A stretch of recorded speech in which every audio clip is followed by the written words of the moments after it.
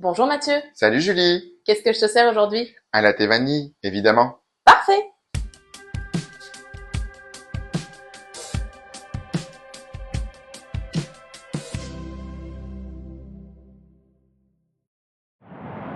Bonjour Mathieu, Allô Julie. ça va bien? Eh ben écoute, ça va bien, et toi? Ça va. Parfait, je suis content aujourd'hui de te retrouver pour cette deuxième vidéo sur la saison spéciale Mhm. Halloween. Écoute, donc aujourd'hui, comme on l'avait dit dans la première vidéo, on va parler donc du road trip d'Halloween. Et on espère qu'avec Julie, vous avez apprécié notre première vidéo. Évidemment. Euh, et puis, écoutez, restez avec nous parce qu'il y a encore de belles choses s'en viennent pour Tout à vous. fait. Et sans plus attendre, je te propose donc de discuter de notre boisson du jour. Oui, alors c'est un grand café qu'il a fait. Bon, il me reste plus grand-chose. Tu Donc l'as très dévoré. sincère. Mais T'as oui, j'ai tout bu. adoré. Oui. Vraiment. Donc, c'est un café, ni plus ni moins, un peu sur TikTok.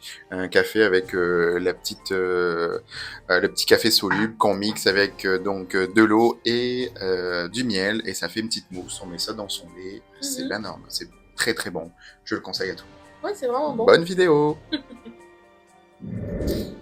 Alors, ce road trip, moi j'ai très hâte d'en entendre parler. Moi. Eh bien, écoute, donc effectivement, l'année dernière, j'ai reçu mes amis, donc Oui. Mika et Christophe, dont Mika, qui est une grande fan des États-Unis, qui est une fan Mhm. également de l'automne et qui est une fan des films d'horreur. Donc, elle Bon, regroupait toutes les cases tout réuni. pour qu'on puisse aller faire un road trip ensemble. Mhm. Avec son mari, on a fait les cachotiers et on a prévu donc un voyage en camping-car, parce que oui, on est allé en camping-car, Oui, c'est ça. aux États-Unis parce que c'était trop difficile en termes de logistique avec nos 3 chiens de trouver des appartements, Mm. des motels, des Airbnb et tutti quanti. C'était trop compliqué et c'était surtout très cher, Mhm. surtout à cette période et à Ouais, ces j'imagine places bien. très achalandées et emblématiques. Mhm. Donc, effectivement, on a donc effectué ce road trip aux alentours des États donc du Vermont, du Maine, du Massachusetts, du Rhode Island. Il y avait le Connecticut et New York.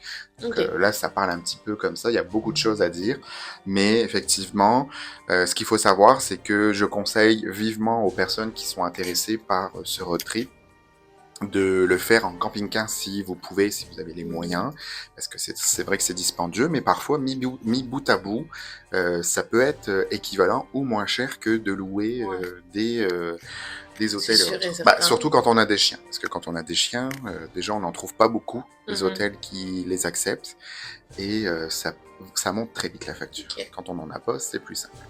Et puis Donc, aussi, oui. tu disais qu'il faut que tu réserves aussi vraiment tout ce qui est attraction un peu d'avance. Oui. Oui, alors ce qu'il faut savoir, c'est que si vraiment vous avez des destinations en particulier. Si vous avez juste une Mhm. ville où vous allez, c'est tout, il n'y a pas besoin de faire un gros itinéraire, mais si Mhm. vous en faites plusieurs, parce qu'il y a vraiment beaucoup de choses à voir dans ces États-là, qui sont d'ailleurs tout proches de chez nous, on a vraiment cette Mhm. chance-là d'habiter au Canada, parce que c'est à côté de chez nous, Mhm. et ce qu'il faut savoir, c'est que oui, le mieux, c'est que selon les activités que vous voulez faire, s'il y en a qui nécessitent des réservations, comme potentiellement des musées, ou des activités ou dans tous les cas, ça nécessite une réservation, c'est toujours mieux effectivement Mhm. de prévoir ça à l'avance, pas non plus 6 mois à l'avance, mais dès Ouais, l'été. Dès l'été, ça vaut la c'est peine. sûr. Donc, voilà. Ok. Ça, on va commencer. Ben Qu'est-ce que oui, t'en c'est penses? parti. Donc, aujourd'hui, muni de mon petit ordinateur pour ne rien oublier, mes petites notes Mhm. scolaires, Julie. Donc, effectivement, Exact. on va commencer par la partie numéro 1, qui est donc de discuter simplement, très rapidement, des États que j'ai Mhm. nommés tantôt. Parce que ce qu'il faut savoir, c'est qu'on parle souvent du Québec et du Canada avec les couleurs automnales.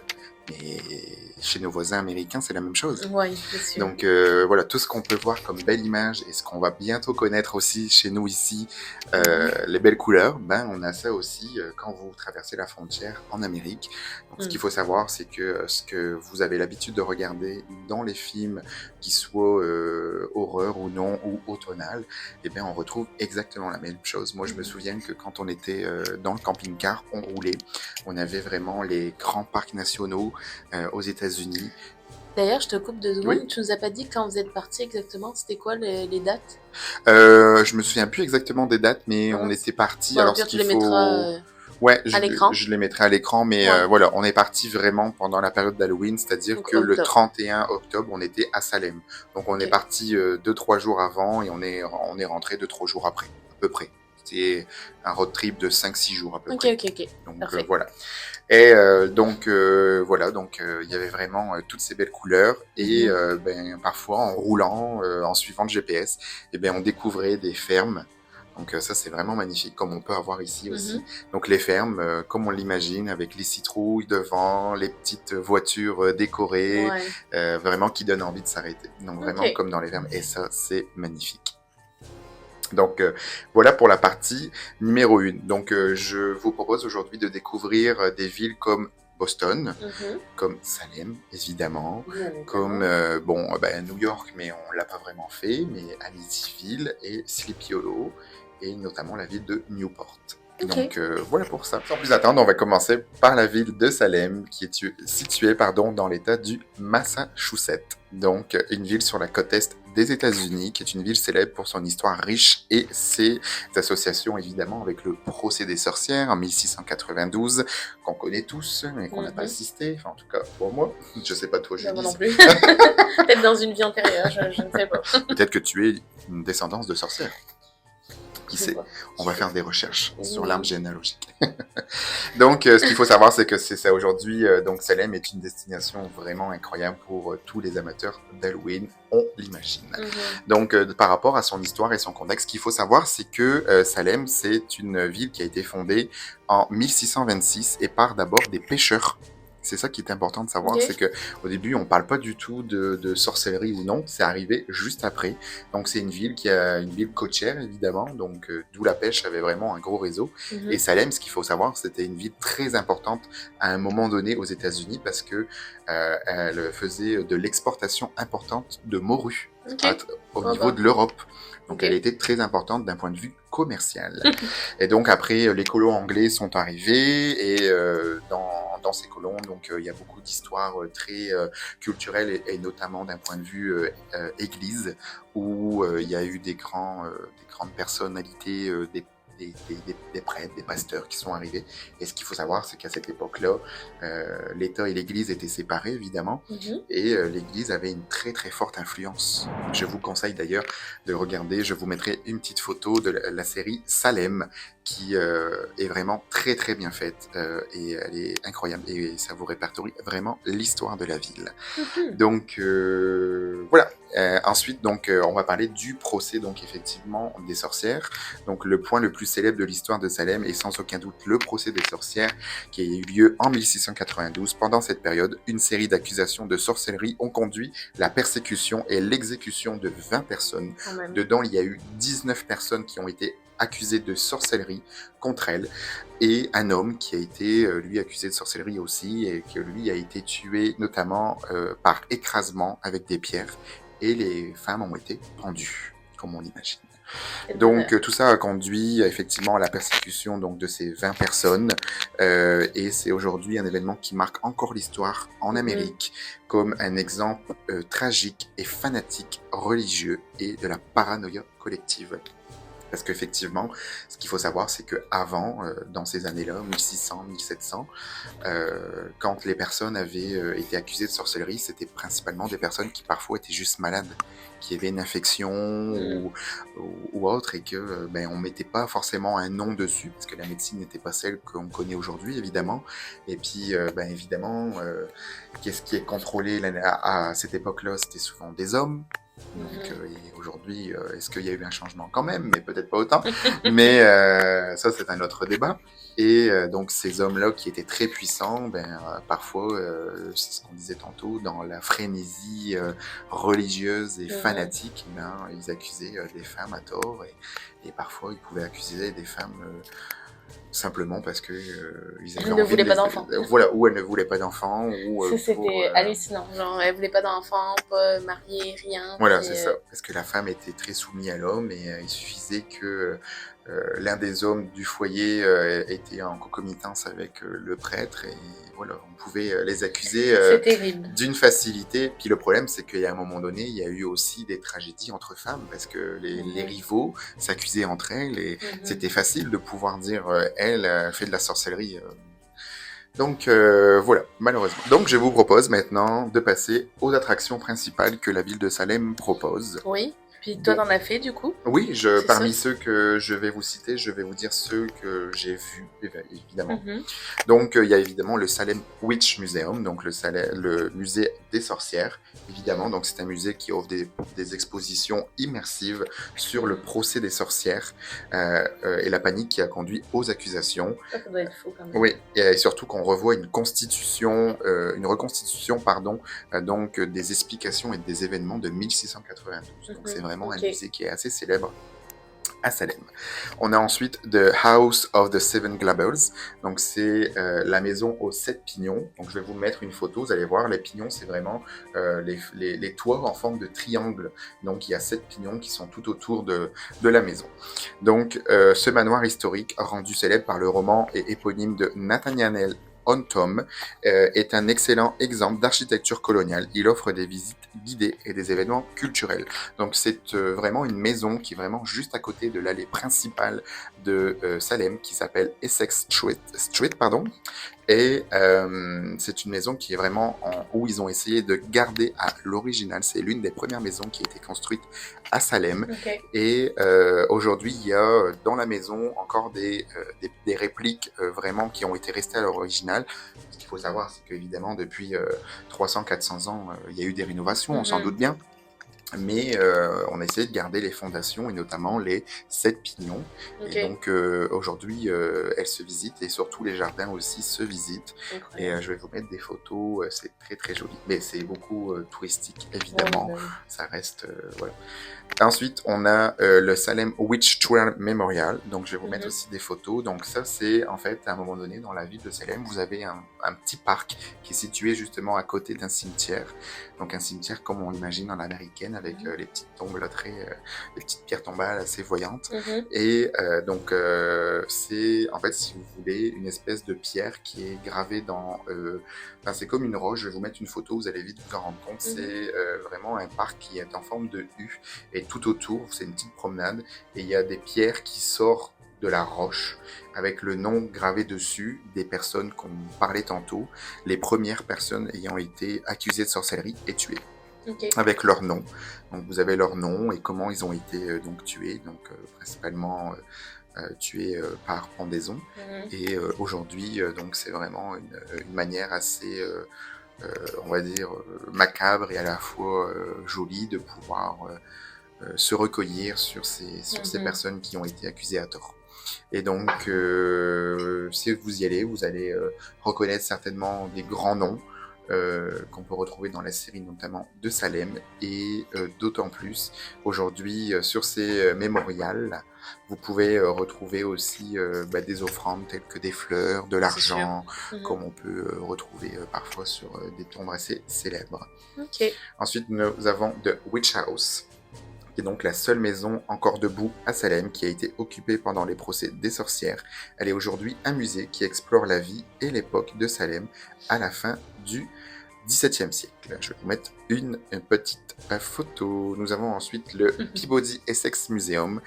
Bien que ce musée soit davantage connu pour ses collections d'art et d'artefacts maritimes, il propose également des expositions sur l'histoire et la culture de la Nouvelle-Angleterre.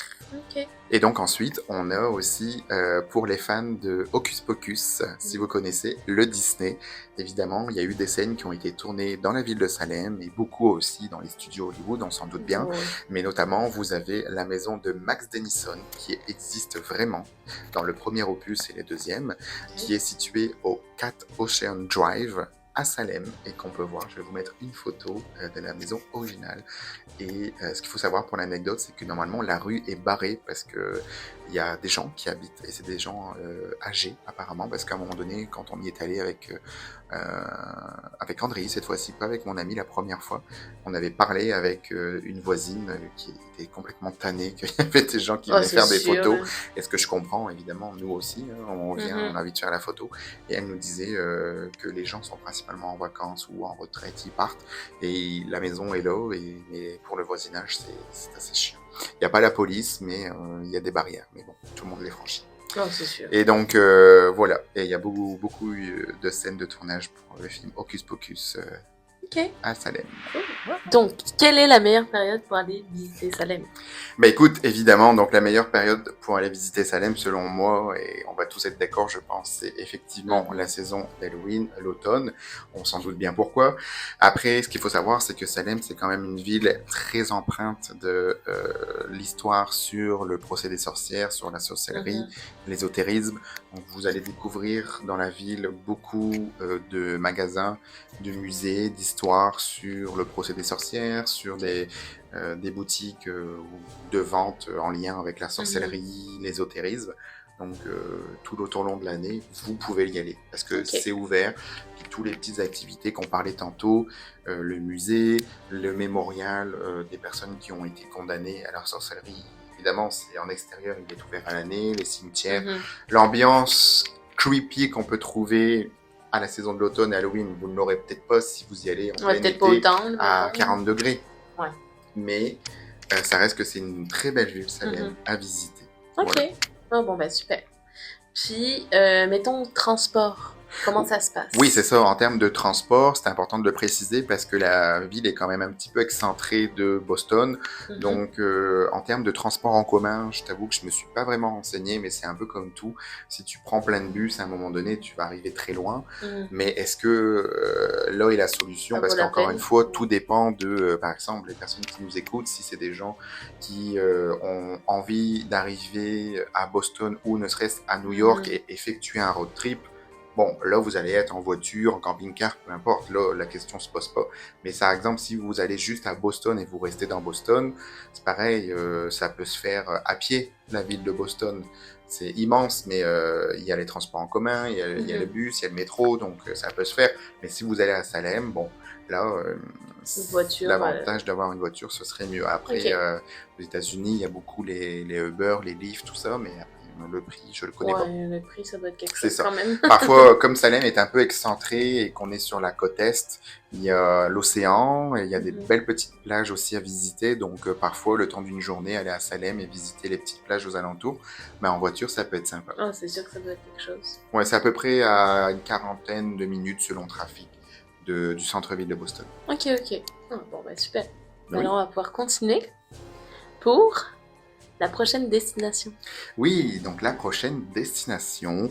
Donc, ce qu'il faut savoir, c'est qu'on a fait un petit arrêt avant d'aller à la prochaine destination à Newport, excusez-moi. Donc Newport qui est situé, donc pour situer, je vais vous mettre une petite photo juste en dessous de Boston. On est là cette fois-ci dans l'état du Rhode Island, donc l'état le plus petit d'Amérique. Donc l'état de Rhode Island, ce qu'il faut savoir, c'est que à Newport, on y est allé parce qu'en fait, il y a une petite boutique que j'aime aller visiter, qui est la boutique de KGP.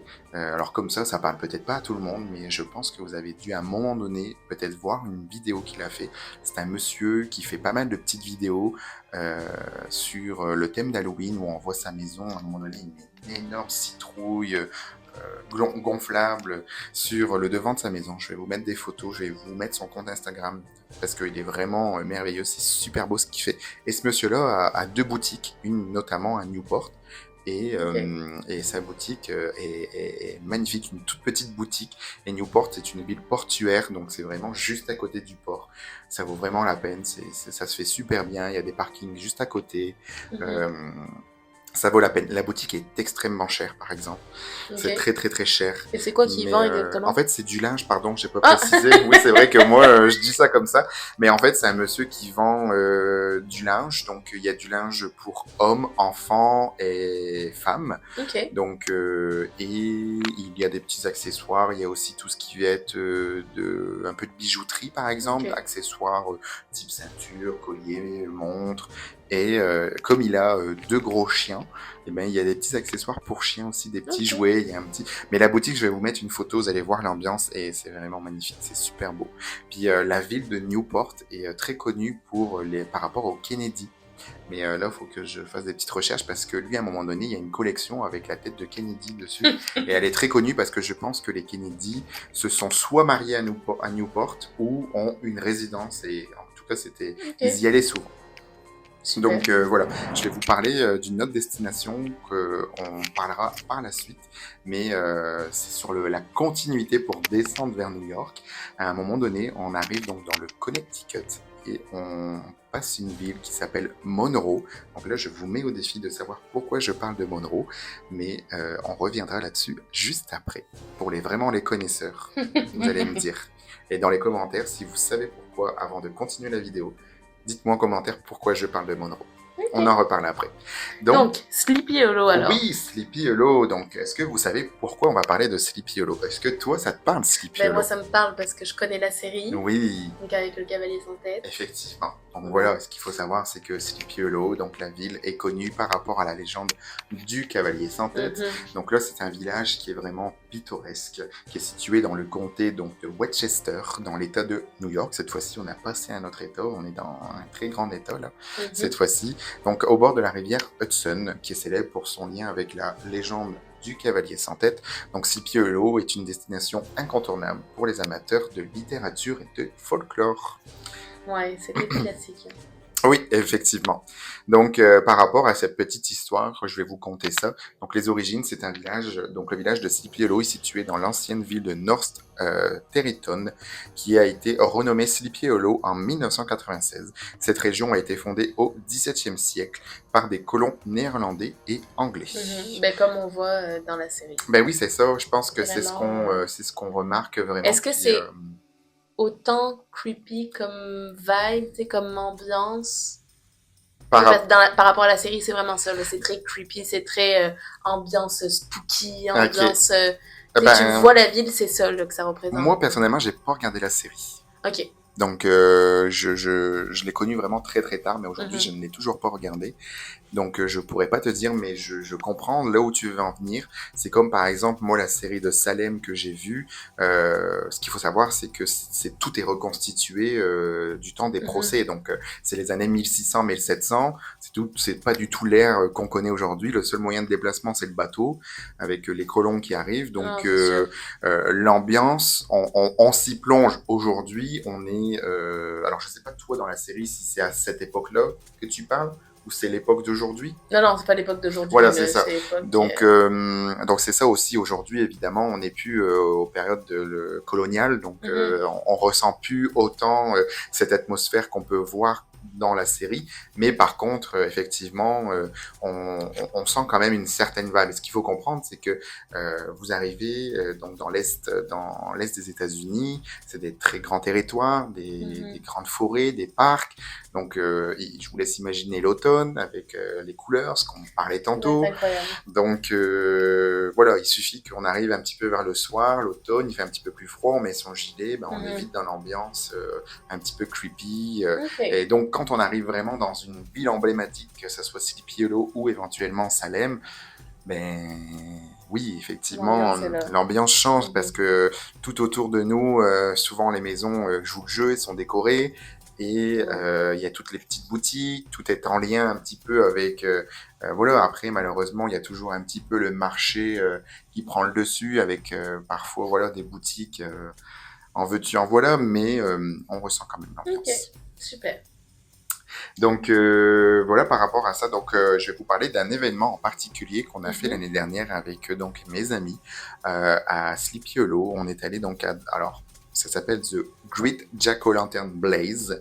Donc en fait, si vous voulez, pour faire simple, c'est un spectacle son et lumière avec des citrouilles qui ont été creusées.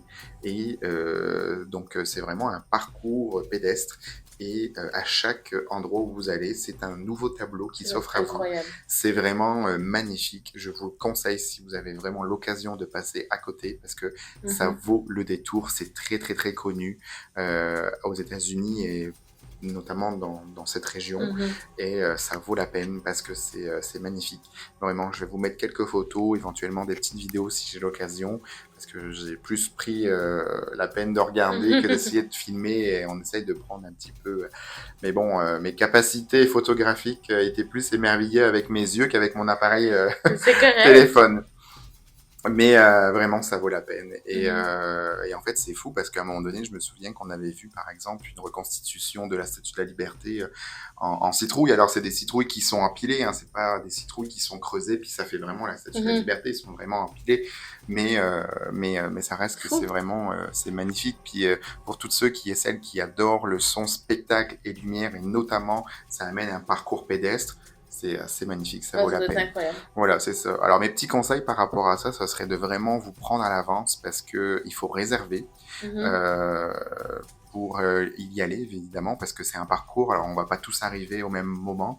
Il faut réserver votre place, le nombre de personnes et là où l'heure à laquelle vous allez commencer. Et c'est vraiment important parce que sinon, ils vous prennent pas si vous n'arrivez pas à l'heure parce que c'est vraiment cadré. Parce que sinon, si tout le monde arrive à la même heure, ben, vous n'allez pas profiter du parcours, tout simplement.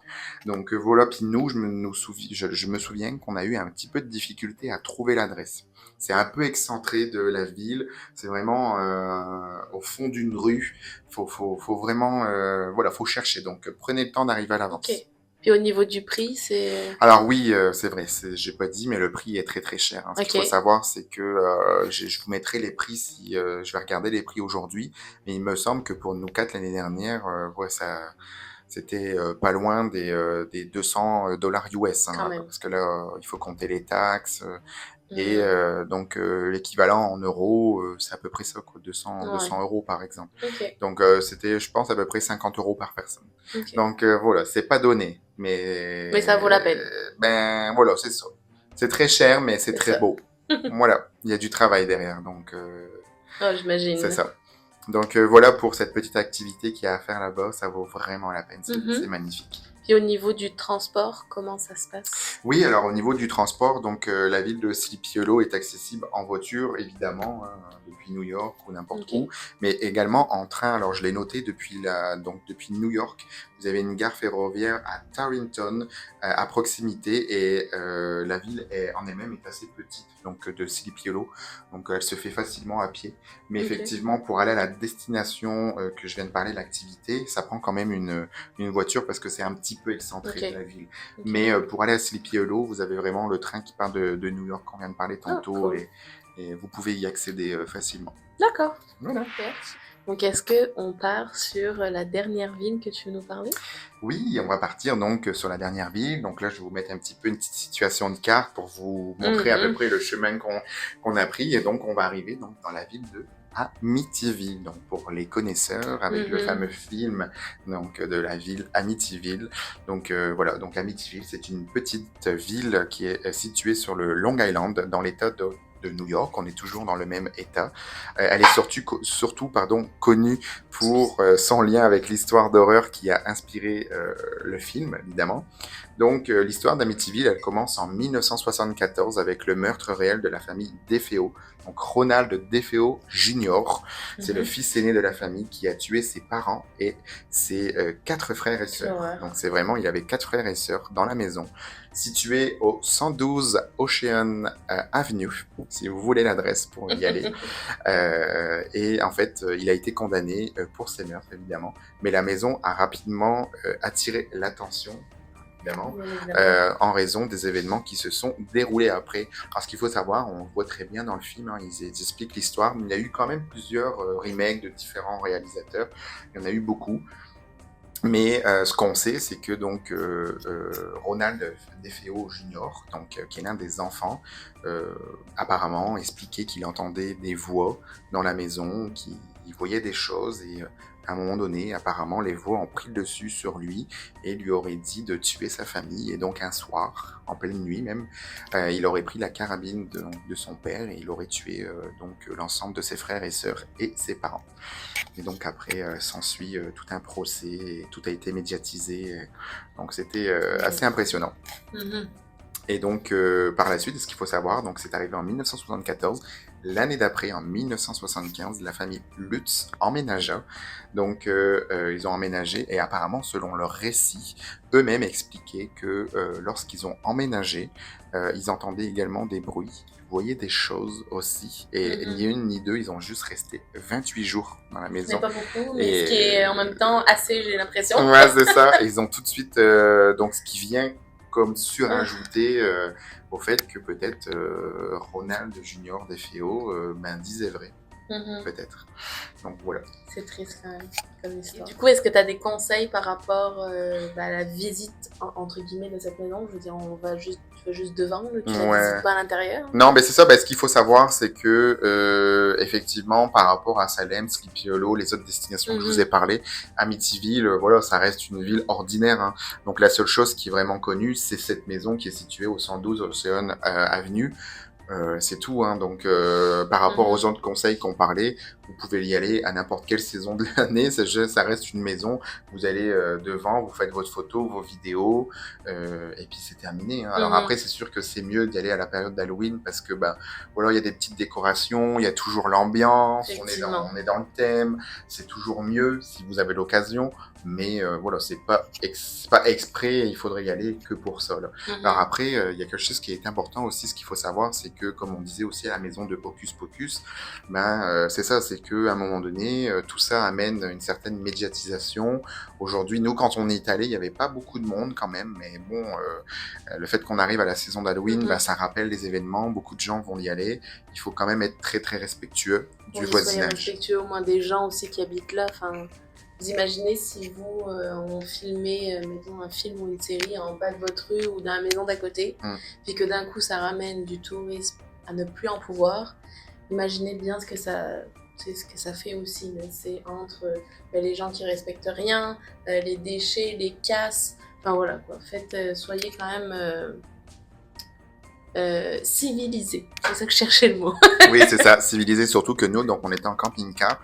Puis c'est vraiment des grandes rues il me semble qu'on ne pouvait pas se garer normalement dans la rue. En plus. Donc c'est seules les personnes qui ont muni d'une vignette, il me semble, ou je sais plus exactement. Donc nous, on s'est garé, on a été faire tout de suite notre photo, mais voilà, on a été respectueux, on n'a pas crié, on n'a pas pris les gens en photo, parce qu'à un moment donné, il y avait quelqu'un la personne qui habitait là sortait de chez elle, elle prenait sa voiture, elle partait, et à un moment donné, quand j'étais avec aussi mon chum, ils avaient sorti les poubelles, bon, on va pas aller les voir, on va pas les prendre en photo, c'est ça, on filmer, respecte, ça quoi. rien, quoi. Ouais, on fait une photo de la maison, une photo avec nous, un selfie, puis voilà, Puis on reste aussi, ce qu'il faut savoir, c'est il y a quand même eu un meurtre dans cette maison. Donc, non, c'est quand même plusieurs meurtres. Une histoire tragique à la base. À la base, c'est tragique. Voilà, aujourd'hui, les films en ont fait quelque chose d'horreur. Voilà, mais voilà, il y a une certaine aussi, comment dire, il faut respecter les lieux, tout simplement. Exact. Donc voilà. Donc là, tu vas nous parler un peu des films. Ben oui, parce que c'est ça, ce qu'il faut savoir, c'est qu'aussi pendant ce road trip, on a, s'il faut connaître que il y a une très grande richesse de culture cinématographique, dans tous ces États. Donc voilà, c'est vraiment super intéressant. Donc je vous propose de plonger dans ces films et voir un petit peu quelle est l'ambiance qui en découle. Donc notamment dans l'État du Vermont, qui est vraiment celui le plus proche de chez nous, qui est vraiment collé à la frontière du Canada. Encore une fois, je vais essayer de vous mettre des petites photos pour bien situer. On a donc le film Beetlejuice, donc, qui est vraiment d'actualité, parce que le nouveau est sorti récemment, et j'ai été le voir hier en plus. C'est ça que tu disais, ouais. Donc Beetlejuice, le premier, est sorti donc en 1990, et il y a un nouveau Beetlejuice, la suite, qui est sortie donc cette année, en 2024. Et notamment, il y a des décors. Alors, ce qu'il faut savoir, c'est que tout ce que je vais vous dire là, ce sont des parties de scènes, hein, parce que tous les films sont pas forcément filmés dans une ville en particulier. Le plus gros est toujours un peu à Hollywood, à Los Angeles, avec des studios, des décors intérieurs, mais souvent tout ce qui va être décor extérieur va être très représentatif de certaines villes de l'Est américain, parce qu'il y a l'ambiance creepy, il y a l'ambiance Halloween avec les feuilles d'automne qu'on retrouve pas évidemment en Californie. Oui. Donc voilà, et ça a été tourné dans la ville de East Corinth, dans le comté d'Orange. Donc je vais vous mettre une petite photo pour vous situer justement où simplement on est. Et voilà, et j'ai une petite anecdote par rapport à ça, parce que l'année dernière, quand on a fait le road trip avec mes amis, alors c'était une destination qu'on aurait aimé faire, mais c'était pas vraiment dans notre chemin. On était un petit peu plus écartés, parce que c'est plus proche de Montréal que ça l'est de Québec.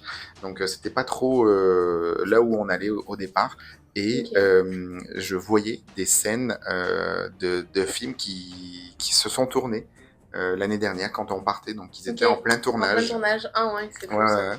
Donc je vais pas spoiler, mais vous irez voir Beetlejuice, puis vous nous direz dans les commentaires si vous avez apprécié le nouveau qui est sorti. Moi j'ai très hâte d'aller le voir. Ouais, il vaut vraiment la peine. C'est vraiment du Tim Burton tout craché. Ça, autant, ça me dérange pas du tout. J'adore. Ouais, c'est pas vraiment horreur là. Non, c'est film d'Halloween. C'est film d'Halloween un peu loufoque dans l'imaginaire de Tim Burton.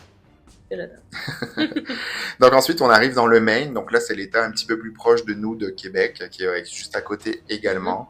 Donc, on a la saga Ça. Donc, je ne sais pas si vous connaissez, effectivement. Je pense que pour les coulrophobes, je ne sais plus exactement, les personnes qui ont peur des clowns. Donc il y a Ça, le premier en 1986, et Ça, chapitre 2 en 2019. Donc, du très grand, incontournable Stephen King, évidemment. D'ailleurs, petite anecdote par rapport à Stephen King, j'ai appris il n'y a pas longtemps que sa maison principale est limite à côté de chez nous. Elle est dans le Maine. Je vais vous mettre une photo à peu près de où est-ce qu'elle se situe, et une photo de sa maison avec son portail qui est incroyable. Et là, on est vraiment dans l'univers de Stephen King, parce que la maison, c'est la maison de l'horreur comme vous l'imaginez. Et le portail est très grand, en noir, avec des chauves-souris. Enfin, c'est incroyable. Et il vit dans la ville de Bangor. Voilà, si je ne me trompe. Et oui, c'est ça, Bangor. Et c'est vraiment pas très loin de Québec. Fou. D'accord. Voilà. Et d'ailleurs, plusieurs de ses plans, de son inspiration provient de sa ville et de la ville à côté qui s'appelle Hancock. Donc voilà, donc Ça a été tourné principalement dans le Maine, mais aussi il y a eu des plans qui ont été tournés au Canada, en Ontario, notamment à Port Hope, qui se situe juste à côté de Toronto, donc dans le Massachusetts, où a été tourné donc le film. Est-ce que vous vous souvenez du film The Ring, le cercle? L'horreur. Voilà, ça moi je m'en souviens en tout cas. Moi je me souviens, j'étais jeune, ça date de 2002. Avec, j'étais jeune aussi. Avec l'enfant avec ses cheveux noirs, là. Je vais vous mettre petit trigger warning, là. Avancez la vidéo si vous voulez pas regarder. Je vais vous mettre une petite photo. Et voilà. Ensuite, on a... donc là, ça a été tourné, je vous ai pas dit, mais il y a eu des scènes qui ont été tournées à Boston pour le film The Ring. Ensuite, l'emblématique Les Dents de la Mer. Je crois que je l'ai jamais vu, tu veux que je te dise. C'est vrai? Ouais, je pense que même à l'époque où je regardais des films d'horreur quand j'étais plus jeune, je pense que je l'ai jamais vu. Mais ça, c'est un horreur différent d'esprit autre. C'est un peu macabre, un peu gore. Ouais. Mais ça, c'est pas un type... parce que c'est ça, ce qu'il faut savoir aussi, c'est que les films d'horreur, il y a plusieurs catégories, notamment le gore. Et ça, est-ce que c'est quelque chose qui t'intéresse? Non. Non, on a bien compris. Mais voilà, alors Les Dents de la Mer, il y en a eu plusieurs, évidemment, des films avec des requins. Donc voilà, quand même, le premier date de 1975. Hein, donc Mhm. voilà, ce qu'on appelle plus communément Joe's, qu'on retrouve ici. J'aurais dû mettre mon t-shirt, j'ai un t-shirt avec Ah, bah. justement les dents de la mer. Et en fait, ça a été tourné principalement, des scènes ont été tournées à Martha's Vineyard. Donc, je vais vous mettre aussi une photo, c'est vraiment une île qui est située juste à côté de Boston. Et il y a vraiment des plans ont été tournés à cet Ok, endroit-là. Mm. bien. Donc, c'est ça. Ensuite, excusez-moi, on arrive donc dans le Connecticut. Donc là, on descend tout doucement vers New York. Et donc, je reviens à la ville de Monroe. Donc, j'espère que vous avez pu faire vos petites recherches et essayer de À comprendre part si vous le saviez, pourquoi. Oui, peut-être. ouais, Après, on sait jamais. ouais, c'est ça. Donc, pourquoi on parlait de la ville de Monroe tantôt? Ben, tout simplement parce qu'en Les fait, Warren. à la ville de Monroe, oui, c'est ça, il y a les fameux Warren qu'on connaît Aïe, tous aïe, si vous aïe. êtes amateur de films d'horreur. Ouais. Donc Ed et Lorraine Ben, Warren. film d'horreur et aussi paranormal. Et Parce que tu paranormal. peux ne pas Mhm. regarder le film d'horreur, mais tu peux très bien connaître, juste si tu t'intéresses un peu à tout ce qui est paranormal, tout ça, quoi. Oui, parce que c'est des personnes qui sont emblématiques. Vraiment. On va parler un petit peu d'eux justement. Donc une présentation. Donc Ed et Lorraine Warren sont des figures emblématiques qui dominent donc qui sont du lien de l'occultisme et qui font des Mhm. enquêtes paranormales. Leur travail, souvent controversé, a marqué le monde de l'investigation paranormale et a inspiré de nombreux films d'horreur, Oh, évidemment. oui. Donc, qui était-il? Donc, Ed Loren, qui est, lui, né en 1926 et décédé en 2006, pardon. Donc, lui, c'était un écrivain et ce qu'on appelle un démonologue. Donc, c'était vraiment lui. Lui, il n'avait pas De dons. de don, comme on pourrait dire, par rapport à sa femme. Lui, il l'accompagnait dedans, mais il savait plus, comme on le voit un peu dans les films, Mhm. il savait réciter les prières, vraiment le métier de démonologue. Là, il pouvait Mhm. savoir à peu près à quel démon. Enfin, voilà, je suis pas démonologue, là, je pourrais pas expliquer, puis on n'a pas Ed qui pourrait être là avec nous aujourd'hui pour pouvoir expliquer son métier, j'aimerais bien. Effectivement. Mais voilà, il était démonologue et donc il accompagnait Mhm. sa femme durant leurs procédés lorsqu'ils allaient dans des familles pour essayer de Mhm. comprendre les phénomènes inexpliqués. Tout à fait. Et donc, on a sa conjointe, qui est Lorraine Warren, qui, elle, est née en 1927, donc un an après lui, mais qui est décédée, elle, il n'y a pas si longtemps que ça, en Non, c'est vrai. 2019. Ça fait pas si longtemps. Non, c'est ça. Et donc, elle, c'est une personne qui est donc médium et clairvoyante. Donc, elle Mhm. l'accompagnait vraiment ben, également lorsqu'il sortait pour aller voir un cas. Et elle pouvait interagir avec les Tout entités, à les fait. esprits, les démons, de par les dons qu'elle avait. Mhm. Donc leur travail et les enquêtes. Donc ce qu'il faut savoir, c'est que eux deux ont créé ce qui s'appelle la fondation de la New England Society for Psychic Research. Donc ça a été fondé en 1952. Donc Ed et Lorraine ont fondé cette société, l'une des plus anciennes organisations d'enquête paranormale aux États-Unis. Mhm. Leur but était d'étudier les phénomènes paranormaux et de fournir une aide aux personnes qui se croyaient possédées ou hantées. Donc c'est Ah pour ça oui. qu'ils ont été fortement médiatisés parce qu'à un moment donné, ils sont même allés jusque à Londres, enfin en Angleterre, pour aller voir un cas qu'on peut même revoir dans leur film. Et donc, Mhm. ben, heureusement qu'ils ont pu exister parce que ça a pu peut-être mettre des mots sur des choses inexpliquées pour Mais certaines familles. ils ont fait énormément de choses entre les livres, les conventions, ben, les enquêtes. Ils ont fait énormément des choses. Le musée qu'ils avaient aussi. Ouais. C'est fou, quoi. Bah d'ailleurs, en parlant de musée, c'est très bien que tu enchaînes parce que voilà pourquoi on parlait de la ville de Monroe, parce que tout simplement c'est là où ils habitent. En Mhm. fait, leur maison est située dans la ville de Monroe, dans le Connecticut. Donc, je vais vous mettre encore une fois une petite photo. Et ce Mhm. qu'il faut savoir, c'est qu'avec mon chum André, on est allé à leur maison. Alors, on ne peut pas aller dans leur maison parce qu'évidemment, aujourd'hui, cette maison n'est plus habitée. Mhm. Mais si vous êtes fan des films donc des Warren avec Conjuring, vous savez qu'ils ont un musée parce que souvent dans leur enquête, il y avait toujours comme une certaine entité qui prenait naissance dans un objet ou qui possédait à la fois. Et donc à chaque fois, ils rapportaient l'objet en question, qu'ils Quelle mettaient dans horreur. leur musée.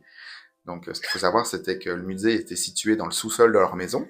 Donc, je vous laisse imaginer l'ambiance qu'il devait y avoir dans la maison. Ça devait être terrible. Et normalement, chaque semaine ou chaque mois, je sais plus exactement, il y avait un prêtre qui venait donc bénir cette pièce pour... et notamment, il y avait, je vais vous mettre une autre photo aussi, qui avait donc la fameuse poupée Annabelle. Ouais. Et donc, nous, on est allé en fait voir leur maison. Mais voilà, on voit rien du tout. C'est vraiment ce qu'il faut savoir, c'est que leur maison est située dans un cul-de-sac. Et à l'entrée, donc, imaginez-vous, vous avez l'entrée du cul-de-sac, c'est une petite route qui monte et après, ça tourne à droite et ça se termine comme ça fait un L.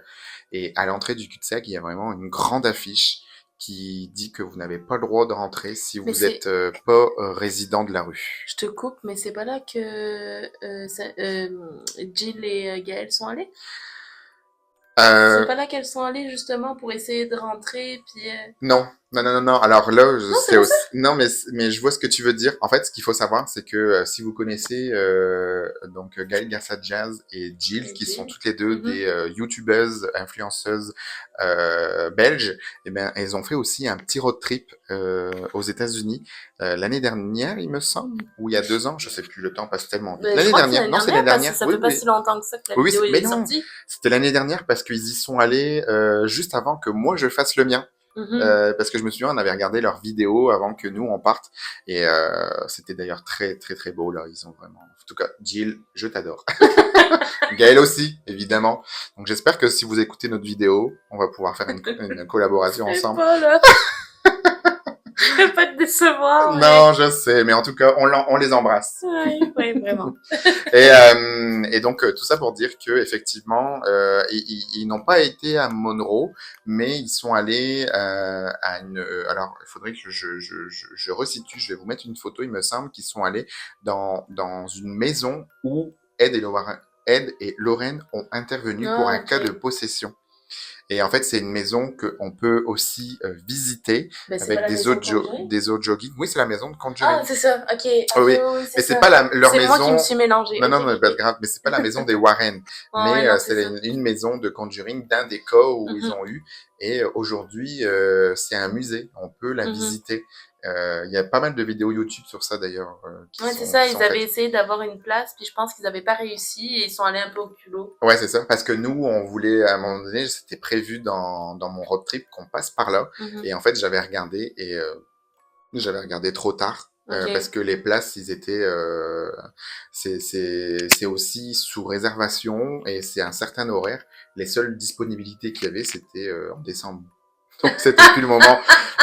J'allais pas aller à Noël pour aller voir ça, mais ouais, c'est ça. Quelques enquêtes les plus connues, là. Bah oui, c'est ça. Donc dans la famille Warren, donc eux, ils ont fait notamment l'affaire Amityville. Ouais. Donc effectivement, donc peut-être l'une des enquêtes les plus célèbres, donc l'affaire Amityville, qui a été l'objet de nombreux livres et films. Donc en 1975, la famille Lutz, ce qu'on parlait tantôt. Et en fait, ce qu'il faut savoir, c'est que donc Ed et Lorraine ont intervenu parce qu'ils ont été appelés par ces personnes-là pour enquêter et ont soutenu que la maison était hantée par des esprits malveillants. Donc ça a vraiment apporté un autre débat par rapport à notre fameux Ronald Junior des Féaux, qui lui a été le premier à avoir supposément été possédé et avoir tué sa famille. Tout à fait. Puis après on parlait donc du coup de Conjuring. Mais oui, c'est ça, on a l'affaire, donc la conjuration au Québec. Donc The Conjuring, qui est donc une enquête qui a inspiré donc la saga de Conjuring. Donc là, on parle de la famille Perron qui a vécu des événements paranormaux terrifiants dans leur maison en Rhode Island dans les années 1970. Les Warren ont été impliqués pour aider la famille à se libérer des manifestations. Ça, par contre, je pense que je l'ai vu, celui-là de film. Tu l'as vu, celui-là? Oui. Parce qu'ils en ont plusieurs. Je pense que ça me dit de quoi, là. Ouais. Ben, c'est possible, parce que... Mais là, c'est ça. Là, ça fait vraiment intervenir le paranormal. Et je pense que c'est le seul des trois là, que j'ai vu. Ouais? Ouais, mais est-ce que ce soit, il y a une petite saga... Ouais. Ouf. Ben, c'est la saison, là. Je te conseille de regarder ça. Non, pas du tout. Non, toujours pas. Et donc, ensuite, la poupée Annabelle? Ben, c'est ça, effectivement, la fameuse poupée Annabelle, l'exorcisme d'Annabelle. Donc, Annabelle, qui est donc une poupée supposément hantée. Ah ouais? Je déteste les poupées. Ah. Bon. Je déteste les poupées. Non, c'est pas pour moi. Et cette histoire est à l'origine du film donc Annabelle. Les Warren ont affirmé que la poupée était possédée par un esprit malveillant. Mhm. D'où après le fait de l'avoir prise et puis l'avoir mis dans leur musée et elle-même avoir été mise dans une boîte. D'ailleurs, j'ai une petite anecdote par rapport à la poupée d'Annabelle. Ce qu'il faut savoir, c'est que le musée des Warren avant chez eux était un musée qui était ouvert au public. Donc évidemment, après le décès et autres, ça n'a pas été repris. Puis c'est quand même très gros parce qu'ils sont très connus, donc ça demande beaucoup d'organisation. Et j'ai lu quelque part qu'il y avait un couple qui était allé voir le musée et à un moment donné, ils étaient devant la poupée Annabelle. Ils avaient comme tapé au carreau et quand ils sont repartis chez eux, ils ont eu un accident. Je sais plus, ils étaient venus en moto ou en voiture et ils ont eu un accident, ils sont morts tous les deux. Bon voilà, j'ai lu ça quelque part, on y croit pas, ça fait partie du folklore de la situation. L'histoire d'une autre poupée aussi, là. Comment ça s'appelle? On en parlait avec une collègue de travail, là. La poupée. C'est une poupée hantée aussi, là. Oh, Puis les gens se moquaient de la poupée, puis il leur arrivait que des malheurs, puis après ils envoyaient des lettres d'excuses. Ah, ça me parle pas du tout, ça. C'est un film d'horreur? Non, c'est pas un film, là. C'est vraiment une poupée qu'il y avait aussi dans leur musée. Ah ouais? Oh, Ok. attends, je vais Je vais trouver te laisser ça. faire une petite recherche. Oui. Et puis, Excusez.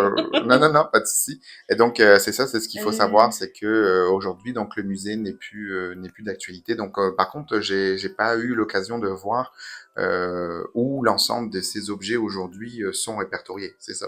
Donc, c'est ça qui est important de savoir. Donc, Julie, t'as peut-être trouvé donc ce que tu cherchais Donc tantôt? oui, j'ai trouvé, donc c'est la poupée Robert, mais écoutez, je sais pas si c'était chez Warren ou pas, je me rappelle plus, mais c'est juste que ça m'a fait penser à cette histoire aussi. Donc en gros, c'est que donc la poupée Robert a terrifié la famille Otto aux États-Unis dans les années 20, avant de jeter son dévolu sur tous les enfants qui l'avaient en leur possession. Donc apparemment, ça a été catastrophe. Donc jusqu'en 1990, et ensuite cette poupée a été enfermée dans une cage de verre. Ils disent que cette poupée exerce encore des pouvoirs démoniaques et que les gens viennent se moquer de la poupée parce qu'ils disent que justement, si tu te moques de la poupée, il peut arriver vraiment des choses horribles et les gens se moquent de la poupée, donc tape à la vitre, comme un peu avec Annabelle, tape à la vitre, dit genre des choses horribles à cette poupée, et après il leur arrive que des horreurs, et les gens après envoient des lettres pour s'excuser auprès de la poupée, et apparemment il y a des piles de lettres à côté de cette poupée-là. Ok, écoute, belle histoire, belle anecdote, parce que moi je ne connaissais Voilà. pas du tout ça. Alors Mais peut-être que c'est je pas avec conseille. Warren, mais comme tu Je sais dis, plus si c'est avec Warren ou pas, mais en mais tout cas, je vous conseille. Donc, c'est sur le podcast Feu de camp. Ils expliquent plein de, soit de phénomènes, soit d'histoires qui sont déjà arrivées, soit de... Voilà. ah, Et j'ai beaucoup aimé ce podcast, justement. intéressant, Donc, voilà. intéressant. Merci pour cette anecdote. Puis Rien. c'est ça ce qu'il faut savoir juste pour ceux qui connaissent Annabelle. Bon, vous savez que la poupée dans le film ne ressemble pas du tout à la poupée originale parce que la poupée originale était une grande figure des jouets qui étaient donnés aux enfants dans ces années-là. Et elle faisait pas très peur par rapport à la poupée Annabelle dans le film, on s'entend. Mais bon, on dirait que quand même toutes les poupées ont un petit côté. Je ne peux pas les poupées. Je suis désolée. Là. Des Et pantins. en pire, des poupées porcelaine. Oui, c'est ça. Poupée de porcelaine. Quelle horreur. Bref. Voilà. Et donc, voilà un peu pour toutes les anecdotes de Ed et Lorraine Warren. Il y aurait tellement de choses à dire. Mais on a oui, dit exactement. qu'une infime partie, mais voilà. Puis aujourd'hui, heureusement que ces gens-là ont existé parce qu'ils ont pu aider tellement de monde qui était sans réponse, tout simplement. Tout à fait. Et ils ont quand même eu tellement d'impact aux États-Unis qui ont eu un impact au point de vue de la justice. Ils ont aidé certaines personnes qui auraient pu, par exemple, tuer ou autre, à ne pas être condamnées et plaider coupables pour meurtre, mais juste être reconnu d'avoir été possédé. Donc c'est fort quand même, C'est fou, plus que quand même, où c'était allé. Mhm. Et donc, pour terminer, je vous propose de parler un petit peu de l'héritage de Ed et Lorraine. Donc tout simplement, donc Ed et Lorraine Warren aujourd'hui, et encore on parle d'eux. Donc ils ont un héritage assez complexe et controversé. Leur travail continue de fasciner et d'effrayer, et de par leur influence se fait sentir dans le monde de l'horreur moderne à travers les films et les livres. Que l'on croit ou non à leur affirmation, il est indéniable que leur impact sur la culture populaire est profond. C'est sûr. Ben, en tout cas, c'était vraiment super. J'ai adoré.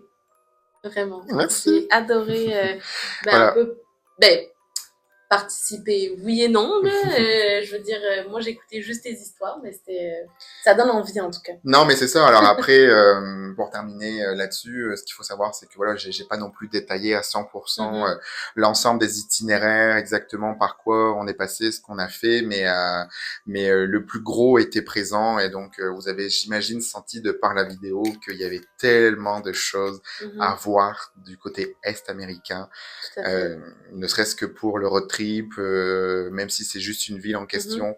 Voilà, la période d'Halloween est très concentrée, on le remarque, et donc si vous avez des questions, des suggestions, ou même des choses que vous avez déjà vues ou autres, n'hésitez pas en commentaire à les partager avec nous, ça nous fera une nouvelle fois plaisir de vous lire, d'interagir avec vous. N'hésitez pas non plus à nous suivre donc sur nos différentes plateformes, ainsi que sur Insta, TikTok, les différentes plateformes du podcast. Et puis, j'espère en tout cas vraiment que ça vous a plu. Et nous, on se retrouve dans une prochaine vidéo. Je vais pas. Bye. Bye tout le monde. Salut.